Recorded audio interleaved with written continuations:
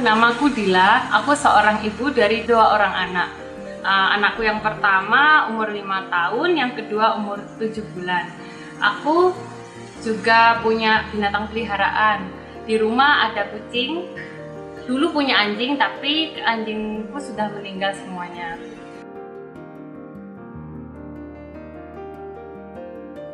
Awal mula pelihara binatang itu waktu setelah lulus kuliah. Awalnya tuh tidak punya binatang peliharaan, tapi pertama dulu cuma memelihara anjing, bukan kucing.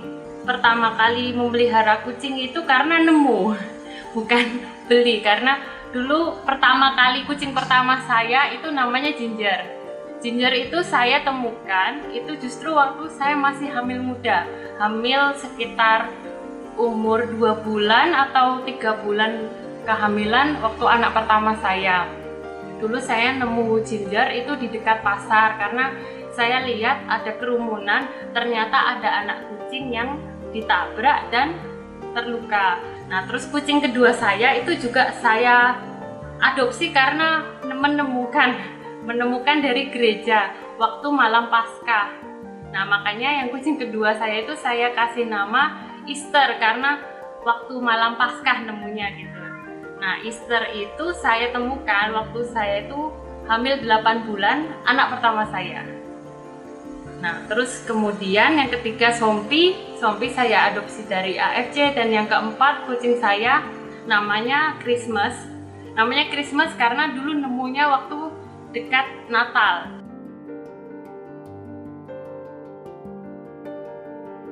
Dulu waktu hamil dan menemukan kucing pertama itu waktu hamil muda. Tentu saja kan sebagai seorang ibu ya, yang sayang dengan anaknya, yang tidak mau juga terjadi apa-apa. Mana ada ibu yang pengen anaknya itu sakit, atau apalagi amit-amit kata orang kan bisa cacat atau apa, kan pasti tidak ada.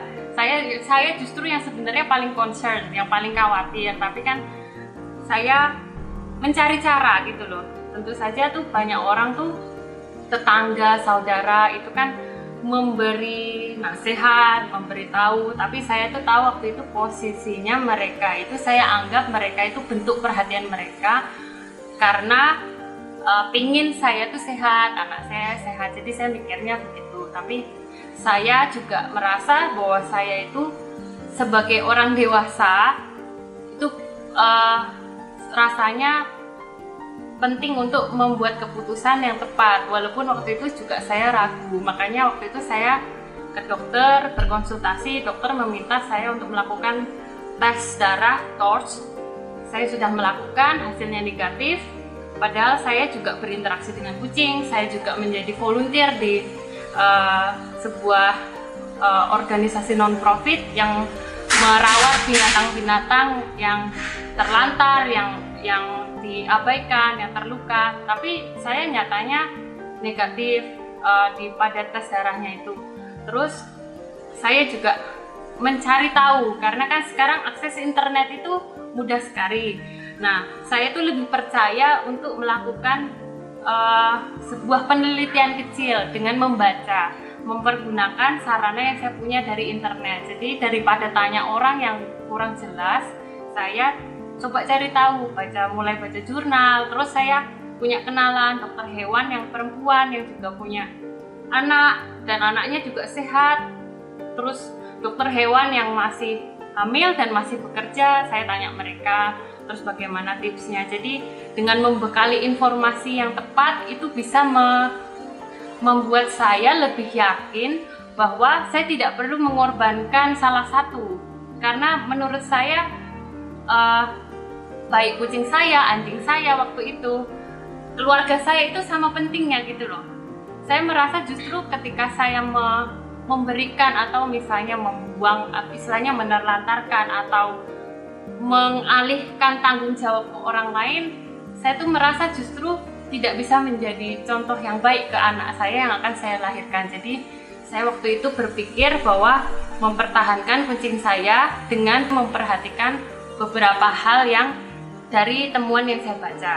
Setelah saya baca, saya baru tahu juga ternyata memelihara binatang itu punya banyak manfaat yang positif, seperti misalnya mental health saya tuh jadi lebih baik gitu. Karena kan kalau kita melakukan sebuah act of kindness, kayak merawat kucing, menyayangi kucing, binatang, menolong, itu kan membuat kita itu jadi lebih bahagia, jadi lebih positif, jadi lebih bersyukur. Nah, jadi justru waktu saya hamil, saya itu lebih bisa fokus ke hal positif, mental health saya lebih baik karena saya merawat binatang itu, dan saya tidak merasa bersalah karena saya tidak memberikan kucing saya atau membuang kucing saya.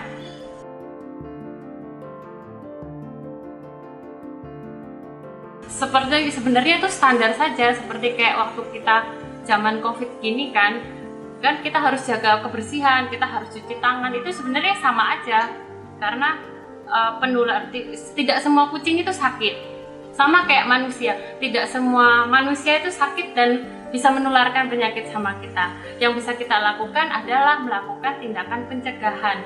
Tidak perlu dengan membuang atau memberikan kucing atau binatang peliharaan ke orang lain, tapi kita bisa lebih menjaga diri karena kita kan manusia dibekali akal budi, kita bisa berpikir, kita bisa melakukan tindakan preventif dengan cara misalnya kalau kita punya binatang peliharaan, kita juga vaksin, kita jaga kebersihannya, kita jaga kebersihan rumahnya, misalnya kita setelah berinteraksi juga kita sebelum makan kita cuci tangan, sepertinya standar-standar aja. Tapi waktu saya hamil, karena saya mengikuti saran yang dari literatur yang saya baca, saya tidak membersihkan litter box saya, kecuali terpaksa. Pernah waktu itu terpaksa, tapi waktu saya membersihkan litter box kucing saya itu saya pakai masker, dan setelah itu saya cuci tangan. Sebenarnya standar-standar saja seperti itu,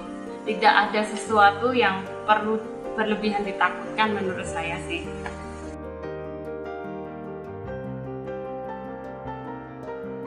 Kalau tanggapan keluarga sih ada yang pro ada yang kontra. Ya memang sejak awal itu memang banyak yang concern, yang tidak setuju banyak gitu. Tapi saya sangat menghargai mereka karena setiap orang kan boleh berpendapat ya, dan boleh membuat keputusan. Jadi saya tuh menganggap itu bentuk perhatian mereka, tapi saya juga mencoba untuk memberi pengertian, berkomunikasi dengan baik. Tapi saya juga merasa bahwa saya berhak untuk memutuskan, karena bagaimanapun juga kan itu kucing saya. Karena saya membekali diri, saya sudah membaca, saya berkonsultasi beberapa orang.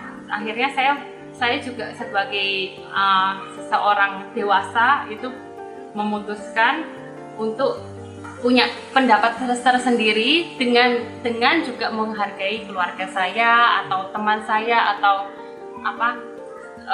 tetangga yang memberikan nasihat atau apa. Saya menghargai, saya sangat open sama saran-saran mereka, nggak masalah gitu.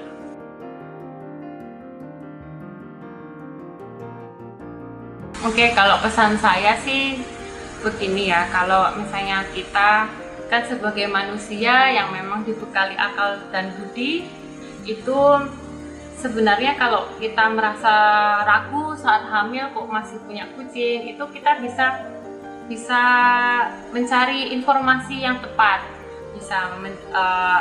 bisa dari membaca atau bisa dari bertanya misalnya ke dokter hewan atau yang mereka memang benar-benar tahu dan memang mempelajari tentang itu, supaya kita itu mendapatkan informasi yang tepat.